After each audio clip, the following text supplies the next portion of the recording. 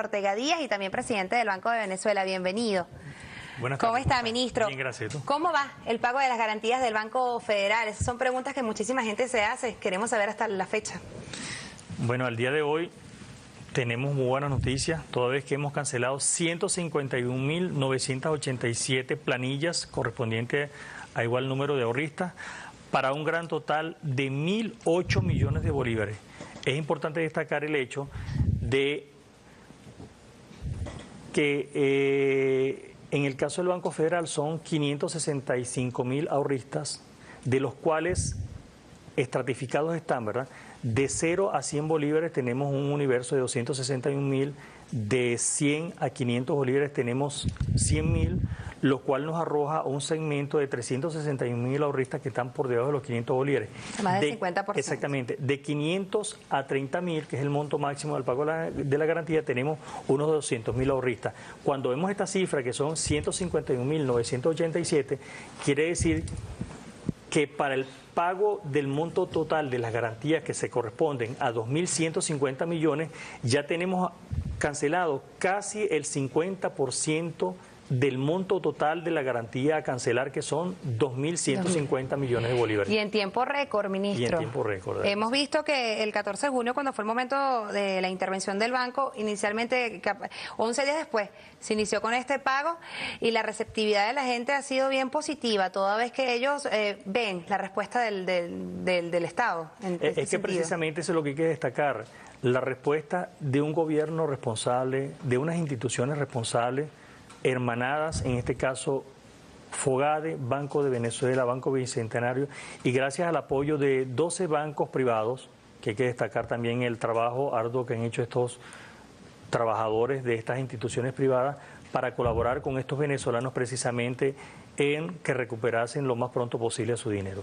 Es decir, entonces, ministro, cuando usted hace referencia a la participación de la banca privada acá, quiere decir entonces que se puede trabajar en equipos, banca pública y banca privada, en pro de un solo objetivo, ¿no? Saliendo al paso a muchísimas declaraciones que hacen sectores de la oposición que el Estado quiere acabar con la propiedad privada. Esto es un ejemplo de ello.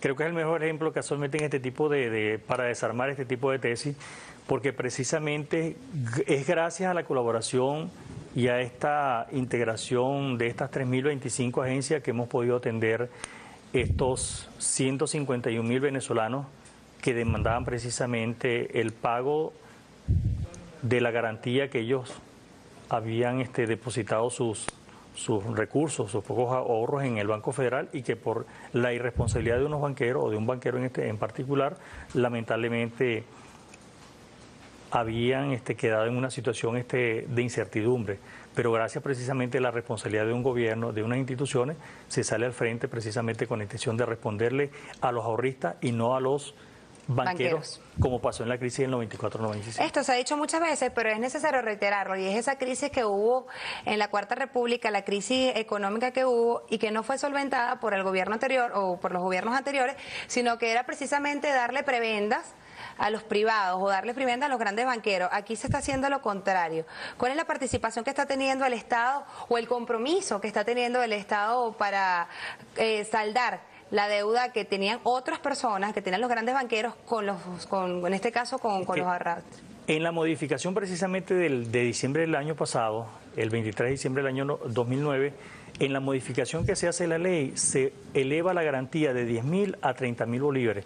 Lo significativo de esto es que para la crisis del 94-95, solo el 15% de los ahorristas estaba garantizado por el Fondo de Garantía. En este caso no.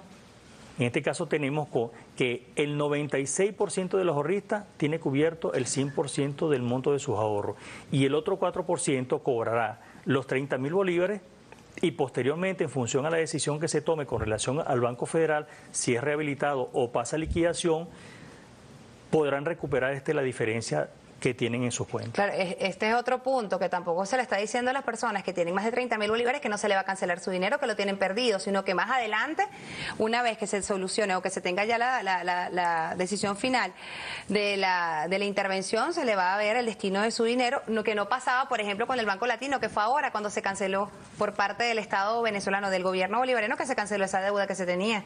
Exactamente. Creo que es la mejor demostración de una actitud responsable ante una situación irresponsable por parte de algunos administradores de los recursos de los ahorristas, precisamente en este caso el federal, donde un gobierno y unas instituciones responsables salen en respuesta de los ahorristas y no de los banqueros.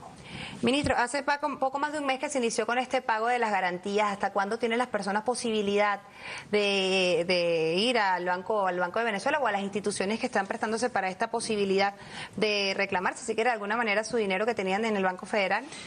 Los titulares o los depositantes en este caso el Banco Federal, tienen un lapso de 12 meses para hacer el reclamo de sus ahorros.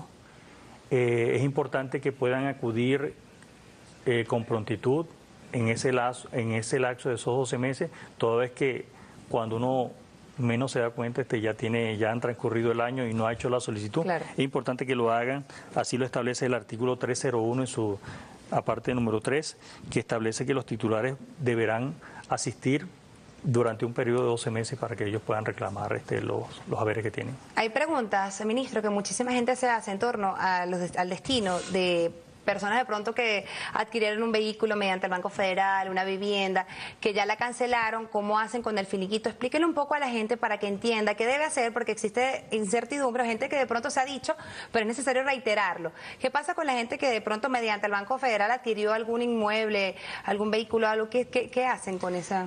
Es importante destacar lo siguiente. En el caso del Banco Federal, debemos esperar la decisión de los interventores para saber si el banco pasa a rehabilitación o pasa a liquidación. De pasar a liquidación, toma control de la institución FOGADE. En este caso, FOGADE publicará en prensa todo lo que tiene que ver con las carteras, las diferentes carteras, ya sea hipotecaria, manufactura, tarjeta de crédito, vehículos. Publicará en prensa y hará los llamados con la intención de que los ahorristas o esos clientes de ese tipo de instrumentos puedan acudir al banco donde los direcciones FOGADE para comenzar a honrar los compromisos que tienen pendientes. Ok. ¿Cómo está la banca pública y privada en nuestro país? No, el sistema financiero, tanto público como privado, es uno de los más sólidos y estables del planeta. Hay que estar claros en eso. Cuando en otros países, como en Estados Unidos, han caído más de 140 bancos, y donde la crisis financiera es más acentuada, en nuestro país han caído 12 bancos pequeños. Quizás los más significativos son el caso del Banco Canarias, Banpro y en este caso el Federal. De esos 12 bancos, 5 han pasado a liquidación y el resto se han rehabilitado o se han fusionado para conformar el Gran Banco Bicentenario en este caso.